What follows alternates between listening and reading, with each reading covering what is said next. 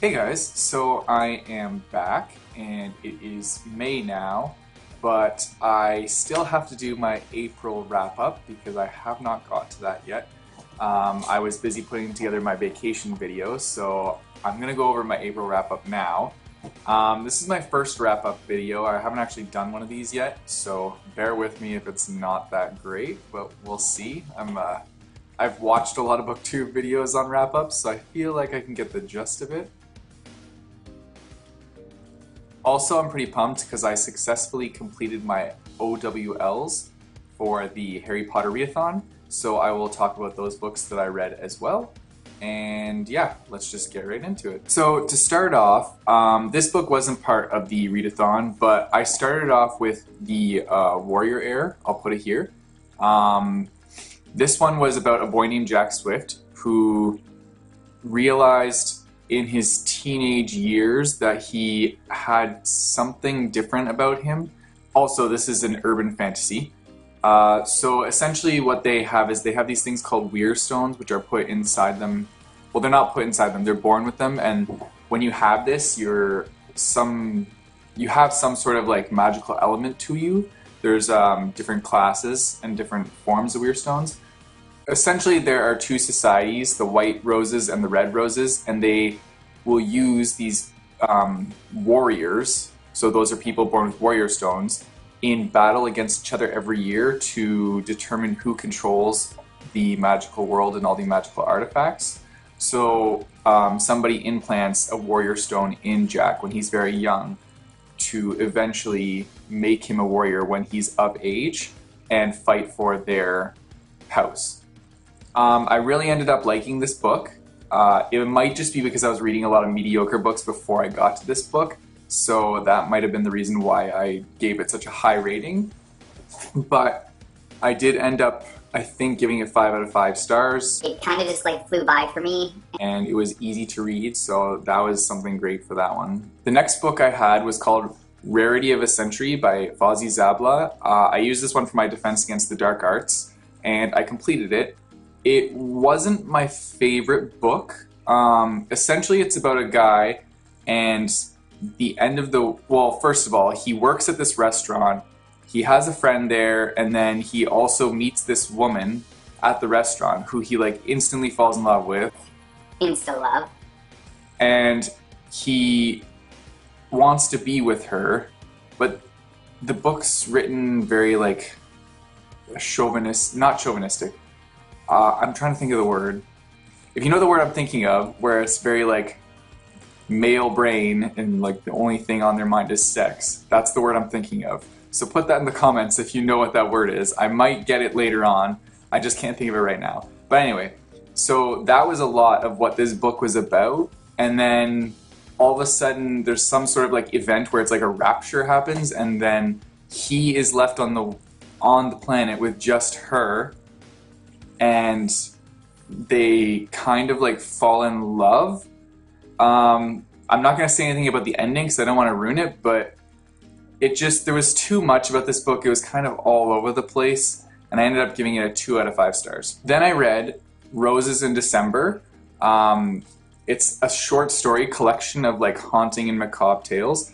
It was awesome. I gave this 5 out of 5 stars. I read this for my herbology and successfully completed it. It's only like 115 pages, so it was very easy to get through. So some of them are about some man and his paintings, and then another one is about somebody that wakes up in a dark room with a bunch of other people and finds out that they're all like organ donors, but not by choice.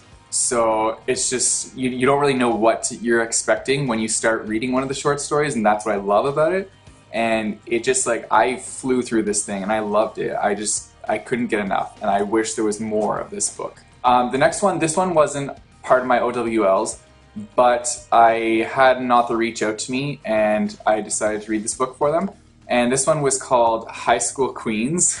Now, I also gave this one 5 out of 5 stars.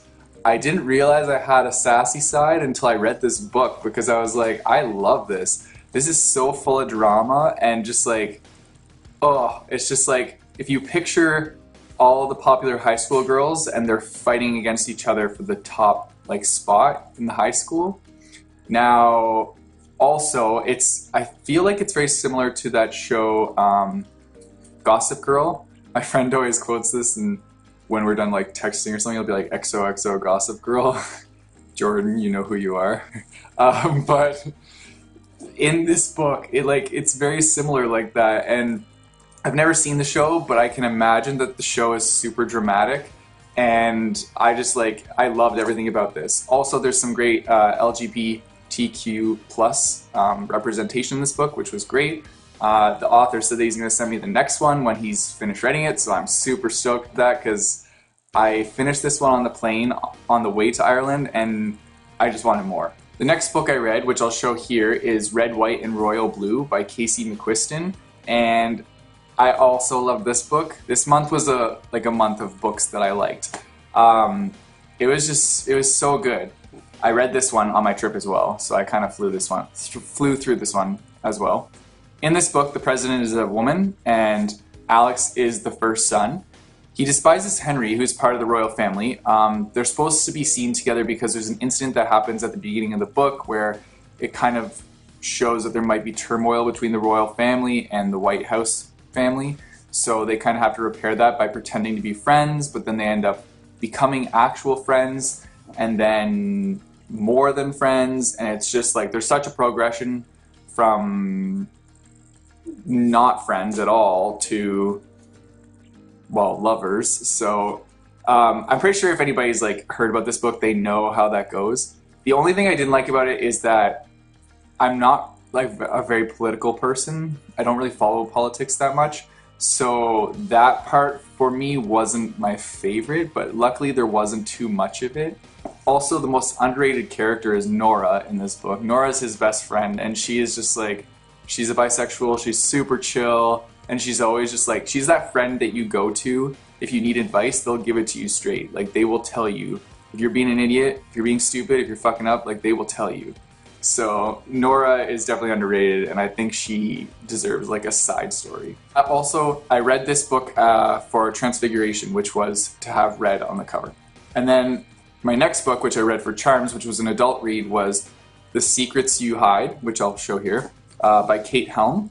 This one was a kind of like mystery psychological thriller, and this one had my mind like bending. Oh my god, this book was so good. I read this one on the plane home from my trip, and I pretty much read it the whole plane ride and finished it like right before we landed, and it was just, oh, it was so good. I loved the development of the characters.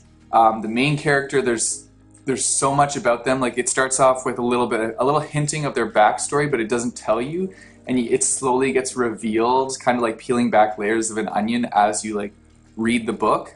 And then there's things that you think are going to happen and then they don't, but then other things happen that you didn't expect. And that's what I love about this book is you just like, you don't know what's going to happen the next chapter and the next chapter, and it's just, oh, it's just so good. Like, I couldn't put it down. I wanted to keep reading to find out what happened next because I wanted to be like, am I right? Is this what's going to happen? Or like what's going on? Like, I don't know, but I want to know. So it was just, oh, it was so good. Also, I really like psychological thrillers, so yeah, this was another 5 out of 5 for me.